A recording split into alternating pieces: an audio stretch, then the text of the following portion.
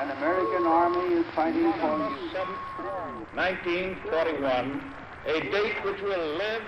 Note that the first atomic bomb was dropped on Hiroshima. These forces met their match. We have declared the war on Vietnam. But we don't plan to surrender either. We are going to win. Proportions and would lead to World War III. Allied air forces began an attack on military Decide that in the 21st century that America... March 5th, 2052, the United States has officially closed. The United States will go ahead with a national quarantine. The new plague virus. Disaster sweeping the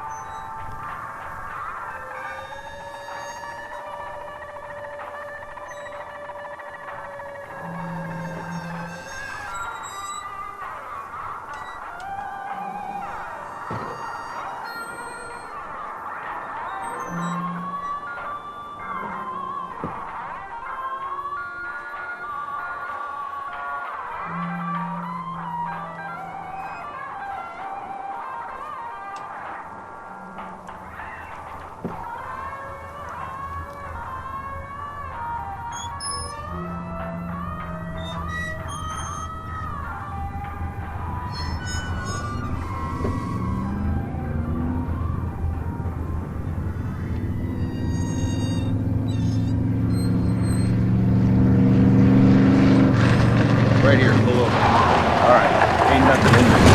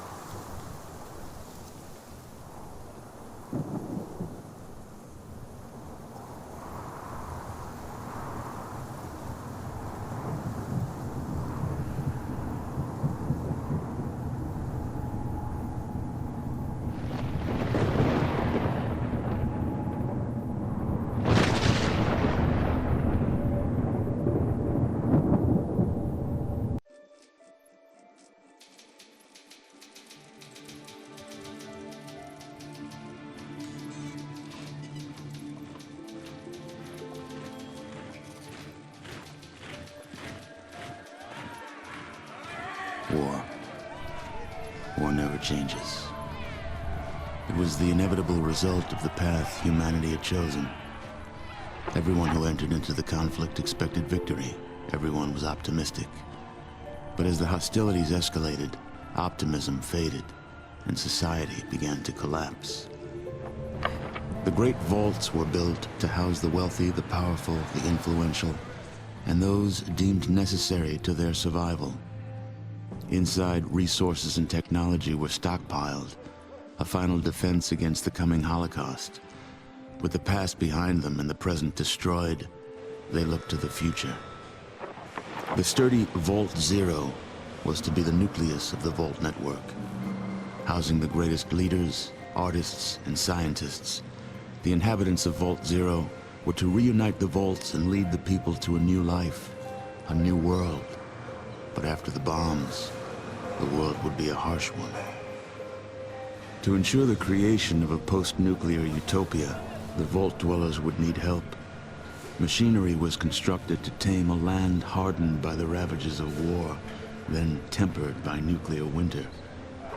But plans were barely in place when the first missiles left the silos. During the destruction, communication between the vaults ceased. Entire vaults were lost. Those that survived were on their own. Not all vaults succumbed to the machinations of war. On North America's west coast, one group of military vault dwellers emerged almost unscathed. They surveyed the wasteland and squared their shoulders for the task ahead. These dedicated survivors salvaged the technology from the vaults, technology that was studied, replicated, and fiercely guarded. For they knew that while their power came from numbers, their future lay in scientific knowledge.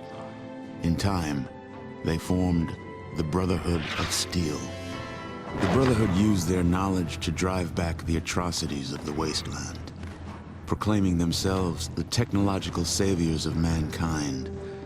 They scoured the land in search of more technology, raiding mutant camps, bandit towns, and the broken remains of other vaults. But even they could not keep pace with the high tolls demanded by life in the wasteland. The Brotherhood found themselves at odds with their need for new blood versus their code of technological secrecy.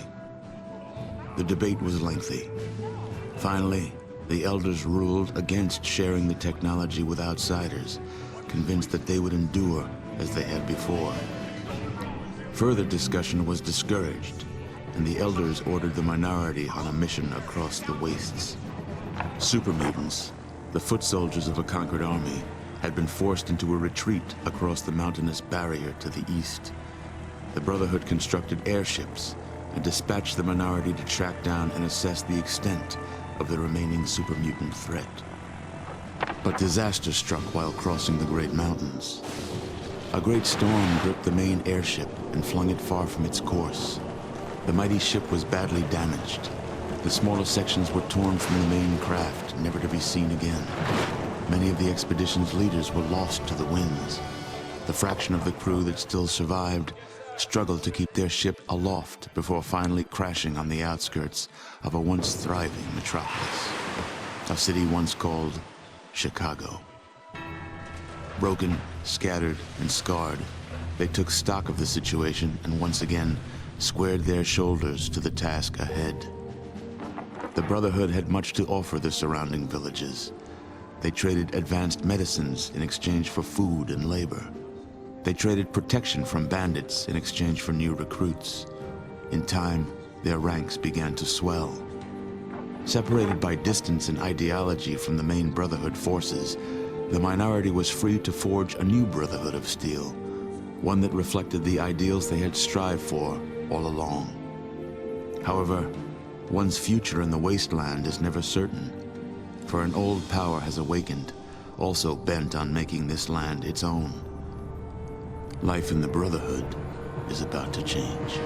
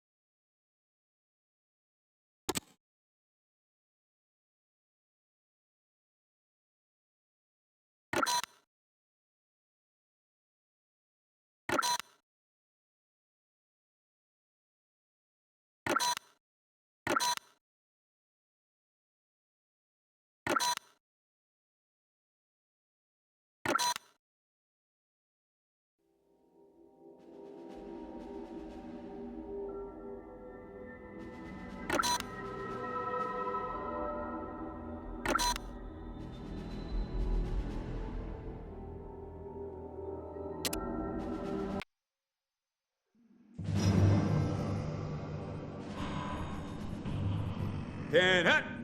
All right, you mutated redneck green-skinned sacks of irradiated flesh, listen up. I am Paladin Rychek.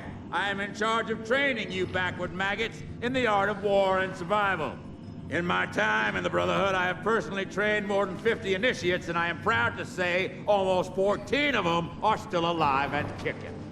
The elders have ordered me to mold you flabby, hip-slapping, berry-picking, rat-rubbing Brahmin kissers into capable warriors. And I am going to do it, even if it kills you. I will teach you how to eat, sleep, walk, talk, shoot, spit like a Brotherhood soldier. First level of training will be recruitment detail. You'll go to the surrounding villages and see what able-bodied primates are ready for an honest life's work. It is your duty to remind the village elders that if they want continued protection from the scum of this world, they will uphold their end of the bargain by providing resources and their best and brightest for Brotherhood training. Now get your weak-kneed, superstitious, soft-skinned, uneducated butts to the armory. You'll be issued basic weapons and armor. There are 3 simple rules to follow with Brotherhood equipment. If you damage your weapon, you will spend a week in the box. If you damage your armor, you will spend a week in the box. If you lose either, I'll kill you myself.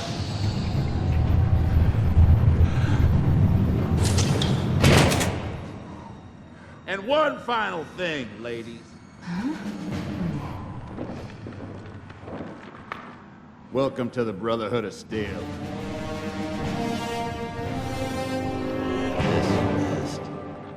At ease, Initiate. My name is General Barnaky. I will be giving you your orders before every mission.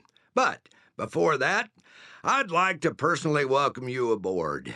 Considering that the Brotherhood basic training attrition rate is 85%, you should be very proud of yourself. Now, on to business.